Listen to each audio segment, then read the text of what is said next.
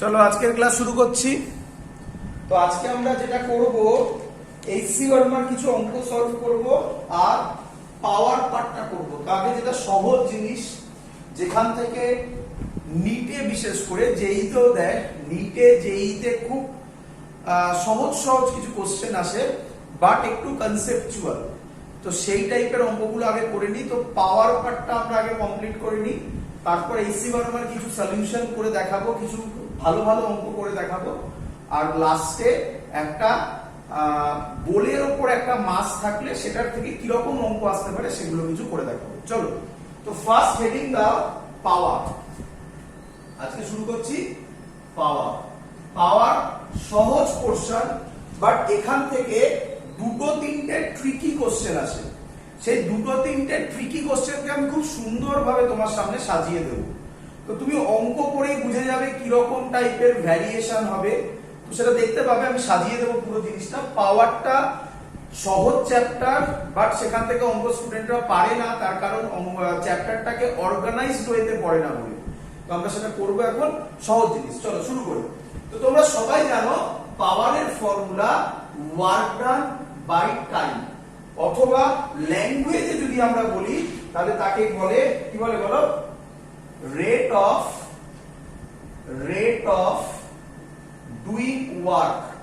This is called power. তাই তো নাকি?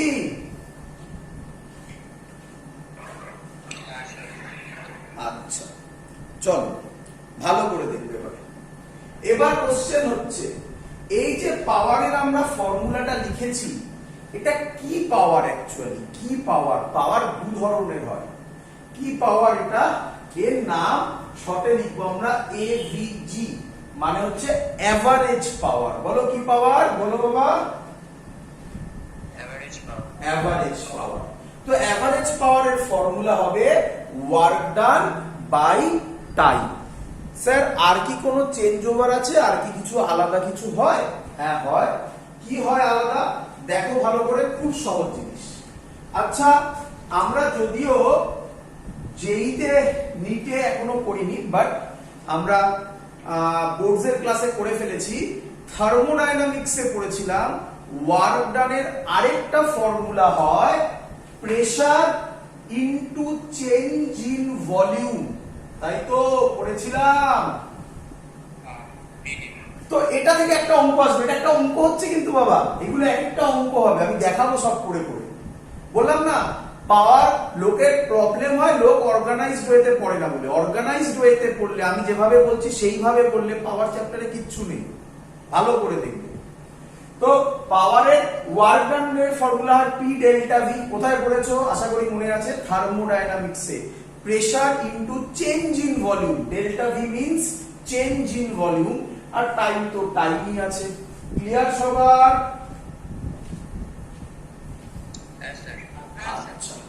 আচ্ছা, আর কি পড়েছো তোমরা বলো, আর কি পড়েছো? পাওয়ার ইজ ইকুয়াল টু, দেখো টাইম নিয়ে তো কোনো ফ্যাক্টর নেই, ওয়ার্ক ডানটা নিয়ে প্রবলেম, তাই না? বলো দেখি ওয়ার্ক ডানের আর কি পড়েছো? ওয়ার্ক ডান মানে আমরা বলতে পারি, ওয়ার্ক ডান মানেই ছিল এমজিএইচ। কি রে? আরে ওয়ার্ক ডান মানে এনার্জি ছিল, এনার্জি মানেই এমজিএইচ একটা হতে পারে। তাহলে আরেকটা ফর্মুলা হয়ে যাবে mgh বাই টাইম। এটা আরেকটা অঙ্ক হয়ে গেল। আমি দেখাবো এক্ষুনি করে করে। প্রত্যেকটা ফর্মুলা একটা অঙ্ককে রিপ্রেজেন্ট করে। ক্লিয়ার?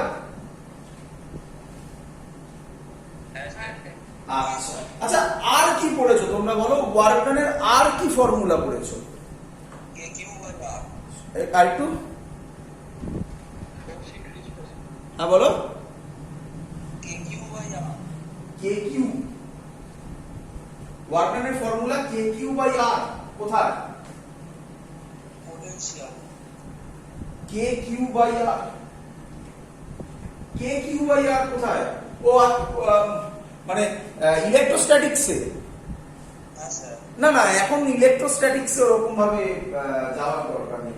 আর ইলেকট্রোস্ট্যাটিক্সে ওই ওয়ার্ক ডানটা ডাইরেক্টলি এখানে ওইভাবে অ্যাপ্লাই হবে না, এখানে ওটা আলাদা অঙ্কটা ওখান থেকে দেয় না। আরেকটা ফর্মুলা আমরা পড়েছি, তোমরা দেখে বুঝতে পারছো না এগুলো মেকানিক্যাল নাকি?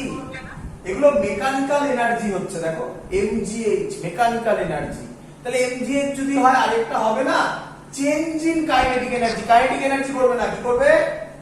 Change in kinetic energy by time. এটা আরেকটা ফর্মুলা ওয়ার্ক ডানের। ক্লিয়ার?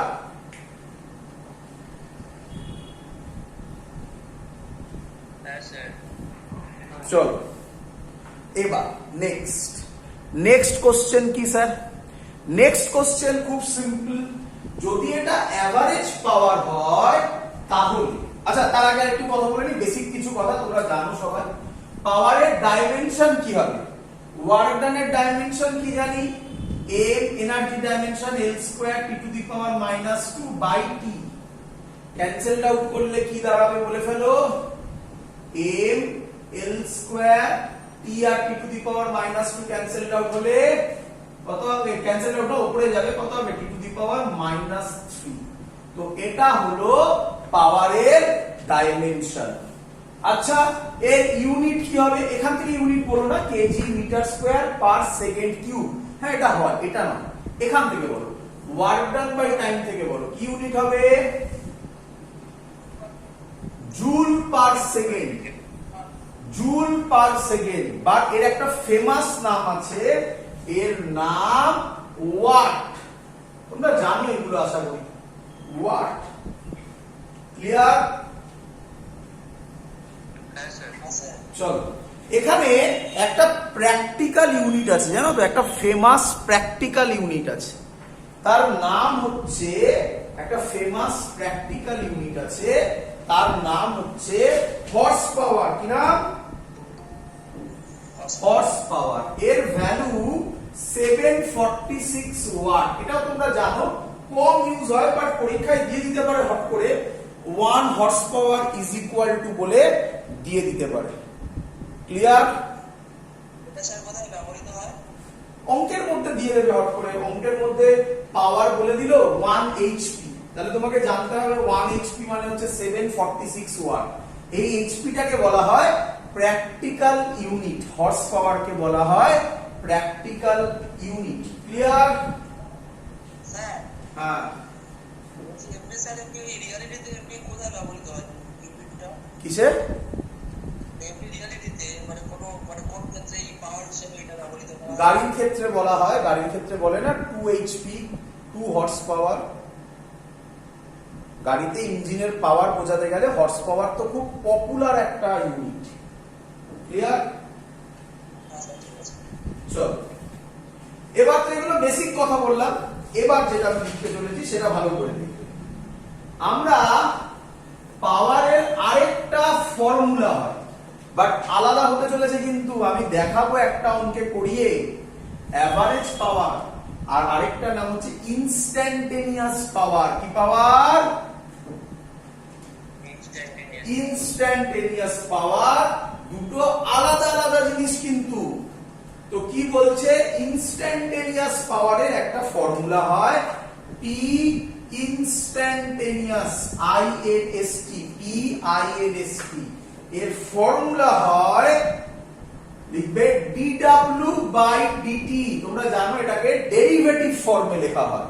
ডেরিভেটিভ ফর্মে লেখা মানে ইনস্ট্যান্টেনিয়াস মানে একটা পার্টিকুলার পয়েন্টে পাওয়ার কত, আর এভারেজ মানে একটা পয়েন্ট এ আর একটা পয়েন্ট বি, তার মধ্যে হোল জার্নির মধ্যে পাওয়ারের এভারেজ কত, তাকে বলে average power. R A B তার মধ্যে কোন একটা পার্টিকুলার পয়েন্ট সি আছে, ধরো ওই সি পার্টিকুলার পয়েন্টে পাওয়ারের নাম ইনস্ট্যান্টেনিয়াস পাওয়ার। ক্লিয়ার? আচ্ছা দেখো এখান থেকে কি সুন্দর সুন্দর ফর্মুলা তৈরি হচ্ছে। কি ফর্মুলা তৈরি হবে? আচ্ছা ওয়ার্ক ডানের ফর্মুলা, ওয়ার্ক ডানের ফর্মুলা আমরা লিখতে পারি F ডট ডি এক্স লিখতে পারি, ওয়ার্ক ডান কে লিখতে পারি, ডিডব্লিউ কে লিখতে পারি F ডট ডি এক্স। আচ্ছা বাই ডিটি। আচ্ছা ডিএক্স বাই ডিটি কি হয়? ভেলোসিটি। ভেলোসিটি। তাহলে এটা আরেকটা ফর্মুলা হয়ে গেল F ডট ভি। শোনো স্টুডেন্টরা ভুল কোথায় করে, শোনো স্টুডেন্টরা পড়ে যখন, কারণ তারা পড়ে পাওয়ারের ফর্মুলা হচ্ছে W/T বলে এতগুলো ফর্মুলা, এগুলো কিন্তু প্রত্যেকটা অঙ্ক বাবা এক একটা, এটা একটা অঙ্ক, এটা একটা অঙ্ক, এটা একটা অঙ্ক, কটা অঙ্ক হয়ে গেল? তিনটে। এটা একটা অঙ্ক, কটা অঙ্ক হলো? চারটে। 5 নম্বর অঙ্ক, F কনস্ট্যান্ট বলে দেবে, দেখতে পাবে আমি কেন বলছি এগুলো শুনে না। F কনস্ট্যান্ট বলে দেবে, একটা ভিউ থেকে হবে। পাওয়ার কনস্ট্যান্ট বলবে, তার দুটো ভিউ হবে, দেখতে পাবে। এই 7-8টা টাইপ, এর বাইরে কোনো কোশ্চেন ফেলতে পারে না, সম্ভবই নয় এখান থেকে দেওয়ার কোনো কোশ্চেন। তোমার সামনে সব আমি করে দেখাবো। তো এই যে সুন্দর সাজালাম এই যে জিনিসটা, সেটা তুমি এবার আস্তে আস্তে রিয়ালাইজ করবে। চলো, স্টুডেন্টরা যেটা ভুল করে P = F.V করে, না এটা P নয়, এটা কি P বলো? ইনস্ট্যান্টেনিয়াস। খুব ইম্পর্টেন্ট জিনিস, এটা এটা ভালো করে তোমরা মাথায় রাখবে যে ইনস্ট্যান্টেনিয়াস পাওয়ারের formula P instantaneous is equal to F.V। Clear?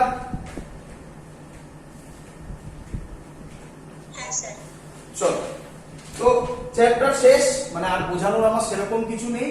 এবার পুরোই অঙ্ক হবে, শেষ, আর কিছু বোঝানোর নেই। এবার দেখো কি সুন্দর সুন্দর কোশ্চেন আসবে। আচ্ছা, কেউ আমাকে বলতে পারো, ভালো করে শুনবে, কেউ আমাকে বলতে পারো রাইট ডাউন দা, এটা থেকে ক্লাস 12 এ তো খুব সুন্দর কোশ্চেন পাবে, ক্লাস 12 এর ম্যাগনেটিজম চ্যাপ্টারে। আমি এখানেই সেগুলো বলবো। দেখো, write down the name of the forces, নিচে দিতেই পারে এই টাইপের question. Write down the name of the forces for which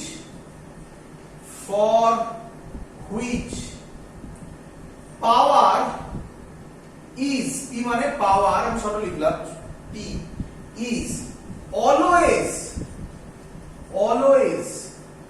0। সুন্দর কোশ্চেন, খুব সুন্দর question. Write down the name of the forces for which power is always 0। Question বোঝা গেছে? আচ্ছা, ভালো করে দেখো, দেওয়ালে আমি ফোর্স দিচ্ছি, বলো দেওয়ালের ভেলোসিটি কত? তাহলে আমি এই যে ফোর্স দিচ্ছি, এর জন্য পাওয়ার কত? কিন্তু এটা বলা যাবে না। কেন বলা যাবে না? ভালো করে দেখো, write down the name of the forces for which P is always 0। Always 0 হবে? ভাবো, এই ওয়ালটার জায়গায় যদি এখানে একটা ব্লক থাকতো, ছোট ব্লক, যেটাকে আমি মুভ করতে পারতাম, তাহলে কি আর তার জন্য পাওয়ার 0 হতো বাবা? তো খুব ইম্পর্টেন্ট। কিন্তু পাওয়ার মানে ম্যাক্সিমাম স্টুডেন্টরা ভুল করে, পাওয়ার মানে কতটা শক্তি আছে, না, মানে কতটা এনার্জি আছে তার রেট, না, যেটাকে বলি আমরা রেট অফ ডুইং ওয়ার্ক, না। পাওয়ার মানে এখানে মেকানিক্যাল পাওয়ারের কথা বলা হচ্ছে, যেটা দিয়ে কোনো ওয়ার্ক ডান হবে। তাহলে এরকম কি রকম হতে পারে? দুটো ফোর্স হয়। কটা ফোর্স? উপরের জিনিস পুরো মুছে দেবো। আচ্ছা, আবার বলে রাখছি, কটা অঙ্ক? একটা অঙ্ক এক্ষুনি দেখাবো অঙ্ক করে করে। একটা অঙ্ক, 2 নম্বর, 3 নম্বর, 4 নম্বর। ক্লিয়ার? চলো, ওপরটা মুছলাম, এটাও সুন্দর কোশ্চেন। তাহলে অ্যানসার কি হবে? দুটো ফোর্স হয়। কটা ফোর্স? দুটো। একটা ক্লাস 11 এর, একটা ক্লাস 12 এর। 11 তো খুব সুন্দর বুঝতে পারবে, 12টা আচ্ছা আচ্ছা বুঝতে পারবে, ক্লাস 12 এ খুব ভালো বোঝা যাবে। তবে আশা করব বোঝাতে পারবো। দেখো দেখি, নাম্বার 1 ফোর্স সেন্ট্রিপিটাল ফোর্স। চেনো?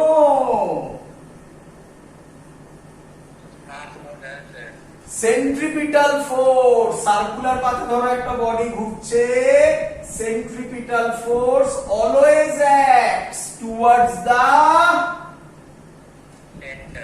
সেন্টার, আর ভেলোসিটি কোন পয়েন্টে? ট্যানজেনশিয়াল, যে কোনো পয়েন্টে ধরো। বলো অ্যাঙ্গেল কত? 90, অ্যাঙ্গেল 90। বাবা পাওয়ারের ফর্মুলা, পাওয়ার মানে কোন ফর্মুলা, সরি কোন পাওয়ার, ইনস্ট্যান্টেনিয়াস পাওয়ার। ইনস্ট্যান্টেনিয়াস পাওয়ারের ফর্মুলা ছিল F ডট V, হ্যাঁ কি নয়? আচ্ছা ডট কে ভাঙলে কি যেন একটা আসে, ভুলে গেছি আমি, cos থিটা, বা বা বা cos থিটা। তো এখানে cos থিটা কত? cos 90 কত? তাহলে আমি কি বললাম, সেন্ট্রিপিটাল ফোর্সের জন্য বলো বলো বলো, ইনস্ট্যান্টেনিয়াস পাওয়ার সব সময় বোঝা গেছে নাকি ডাউট আছে?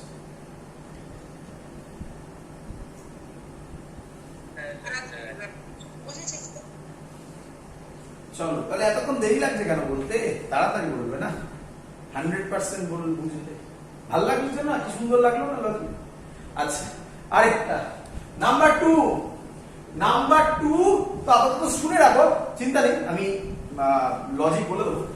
ম্যাগনেটিক ফোর্স, তো তুমি তো জানো ম্যাগনেটিক, ম্যাগনেটিজম কোন ক্লাসে আছে? তো ক্লাস 12 এ আবার এই ঘটনা আসবে নাকি? তো স্যার ওখানে কিভাবে হয়, তার মানে কি আপনি বলতে চাইছেন magnetic force always toward centre হয়? না, ম্যাগনেটিক ফোর্সের ফর্মুলাটা লিখে রাখো, কোথা থেকে এসেছে এটা আবার জিজ্ঞাসা করো না, এটা ক্লাস 12 এ পড়বে যখন হবে। আপাতত ফর্মুলাটা লিখে রাখতে পারো, কিউ, কিউ মানে কি জানো তো, চার্জ, চার্জ পড়বে ইলেকট্রোস্ট্যাটিক্সে, অনেকে হয়তো পড়েও ফেলেছো। ভি ক্রস বি কি প্রোডাক্ট, ক্রস প্রোডাক্ট, মনে পড়ে? ক্রস প্রোডাক্ট হলে বারবার শিখিয়েছিলাম এফ এর সাথে ভি এর অ্যাঙ্গেল কত, 90 ডিগ্রি, গল্প শেষ হয়ে গেল। তার মানে এই কেসেও এরকমই ঘটনা ঘটবে।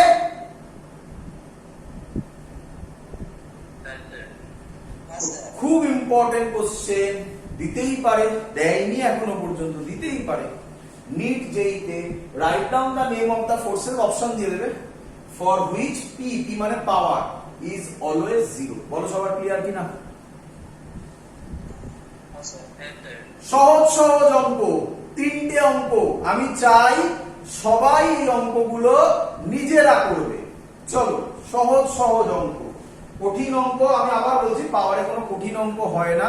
হ্যাঁ, যেগুলোকে স্টুডেন্টরা কঠিন অঙ্ক বলে, আবার একই কথা বলছি, তারা অর্গানাইজড ওয়েতে পড়ে না। আমার এই ভিডিওটা দেখার পর পাওয়ারে সিঙ্গেল ম্যাথমেটিক্সও আটকানোর কথা নয়। চলো কি, হ্যাঁ শুনতে পাই না, আরেকবার জোরে বলো। ম্যাগনেটিক ফোর্সের ফর্মুলা হচ্ছে F is equal to Q V cross B, clear? ওই বিটা স্যার কি? B হচ্ছে ম্যাগনেটিক ফিল্ড, B হচ্ছে ম্যাগনেটিক ফিল্ড। বললাম না কিছু কিছু জিনিস জানো না, তার জন্য। ক্লিয়ার? ক্লিয়ার? স্যার হ্যাঁ বলছি, লাস্ট যে কোশ্চেনটা বললে যে যার জন্য পাওয়ার 0 হবে, অলওয়েজ অলওয়েজ অলওয়েজ 0 হবে বলিনি, অলওয়েজ 0 হবে বলেছি। ও অলওয়েজ 0, তো ওখানে গ্র্যাভিটেশনাল ফোর্স হতে পারে না? না বাবা, গ্র্যাভিটেশনাল ফোর্সের জন্য ভেলোসিটি কি সব সময় 90 ডিগ্রি করবে?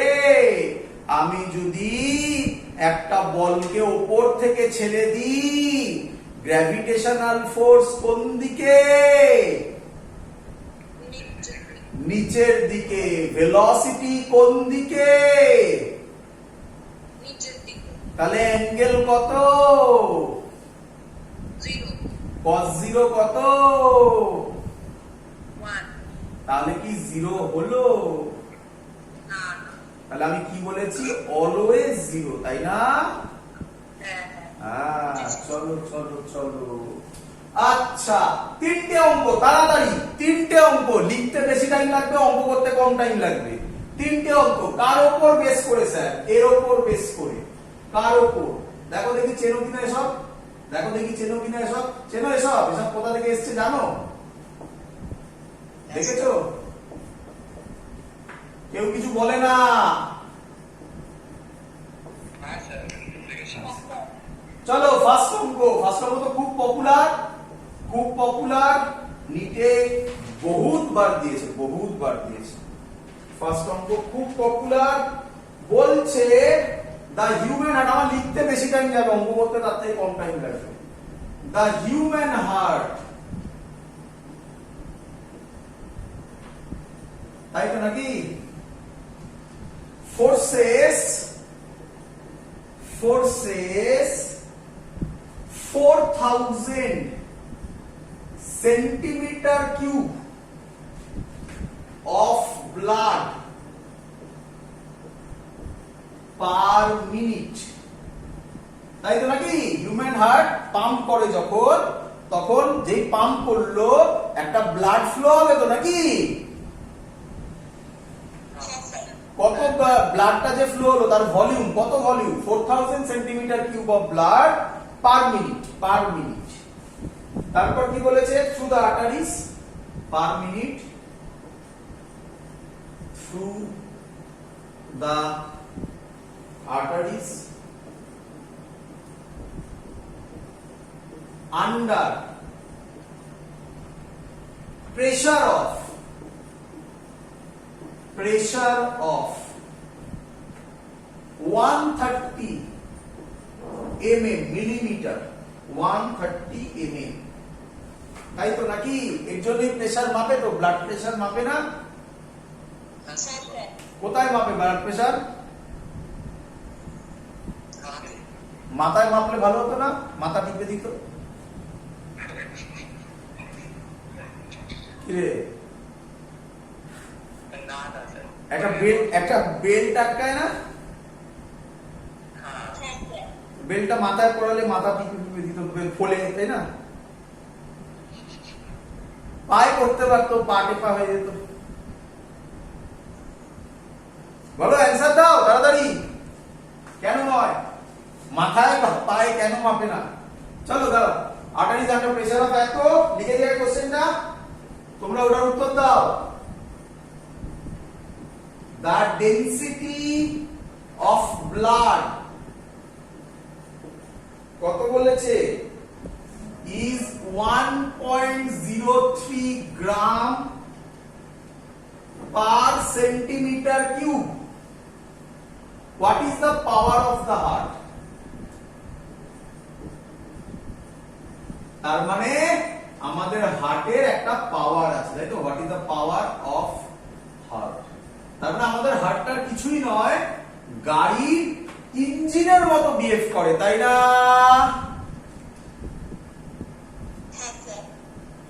চলো, এবং সত্যি কথা বলতে গেলে তাই প্রচুর সিমিলারিটিজ আছে, জানো তো? প্রচুর সিমিলারিটিজ আছে। যাই হোক, সেসব অন্য কথা, ছেড়ে দাও। চলে আসো এখানে। আচ্ছা বলো, আচ্ছা পড়ে দেখো, অঙ্ক পড়ে দেখো। দ্য হিউম্যান হার্ট ফোর্সেস এত সেন্টিমিটার কিউব অফ ব্লাড, বলো এটা মানে কি? ম্যাথমেটিক্যালি বলো এটা কি?